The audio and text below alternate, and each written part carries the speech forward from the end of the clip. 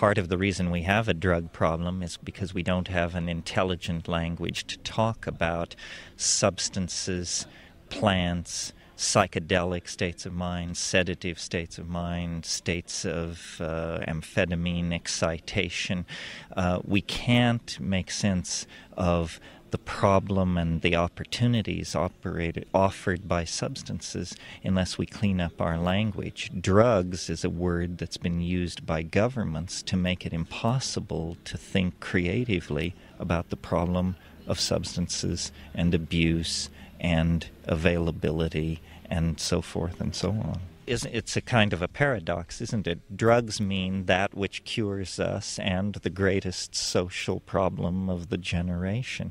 So there, right there, you see the schizophrenia involved in thinking about drugs. Apparently there are good drugs sanctioned by science and medicine and bad drugs used by brown people in strange rites and growing in unusual plants in distant parts of the world.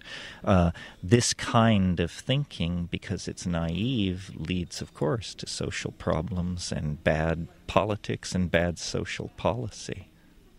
From the time I was very young, I was fascinated with the idea of extremely dramatic changes in consciousness from which one recovers after a few hours, induced by plants. And I discovered through the writing of Aldous Huxley and other people that this was a worldwide religious and cultural phenomenon that my own Catholic middle-class upbringing had completely overlooked and denied, and I've been fascinated with it ever since. To my mind, human history is the story of one substance after another distorting or transforming human values and society. A perfect example would be sugar. Most people don't even think of sugar as a drug, and yet we may think cocaine distorted moral and political values in Latin America, but sugar brought back slavery.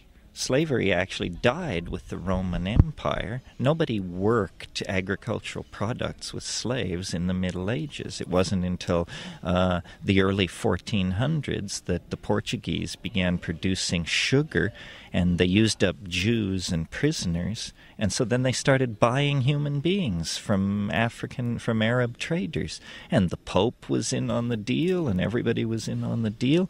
I mean, this is drug corruption of the central institutions of society on a massive scale. Every society chooses a small number of substances, no matter how toxic, and enshrines them in its cultural values, then demonizes all other substances, and uses and then persecutes and launches witch hunts against those users whenever some political pretext requires witch hunts and persecutions. So it's an old game, and it's been played in many places.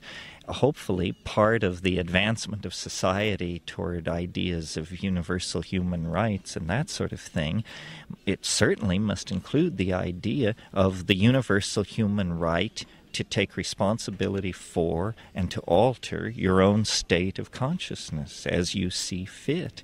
I don't think we can even pretend that we are on the edge of a civilized dialogue until we grant that people's minds, like their bodies, must be a domain free from government control. In American law, we have the notion of life, liberty, and the pursuit of happiness. If the pursuit of happiness means anything, it must mean the right to use and experiment with substances and plants. The fact that these things have been illegal in most countries for 50 years means there is a huge lag in understanding the impact of these things on human beings. How many people have taken MDMA, and yet MDMA has not been thoroughly studied by science? How many people have smoked DMT? Same thing.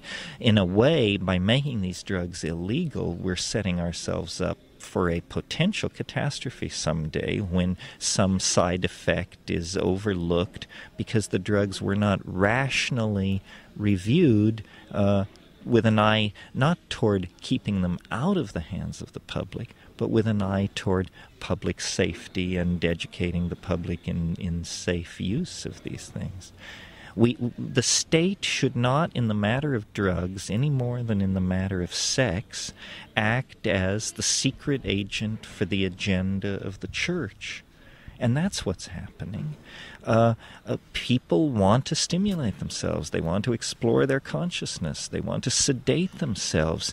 Who are we to stand in their way with a moral ideology and the long, heavy arm of the law to interfere with that? It distorts civilized values. But that's the bottom line. Drug repression distorts civilized values and political discourse. I mean, anyone who has actually been around people using psychedelics know they have tremendous therapeutic potential, tremendous potential to launch people into confrontations with aspects of their personality or their history that they are in denial of.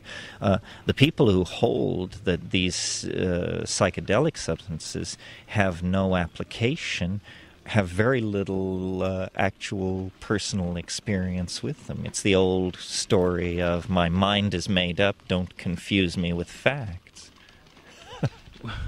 I think it's a great tragedy of 20th century science that the original excitement about exploring consciousness and mental illness generated by the discovery of LSD gave way to establishment paranoia and repression of drug-using populations.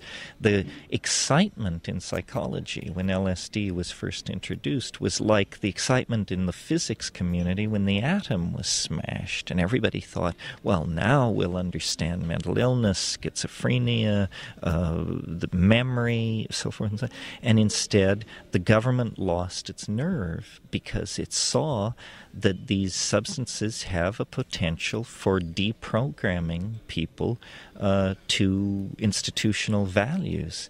And that was so terrifying that all the promise for mental illness and creativity studies and so forth and so on was sacrificed to institutional paranoia about the fact that drugs might actually cause people to wake up to some of the abuses and scams that were being run by late modernism and capitalism.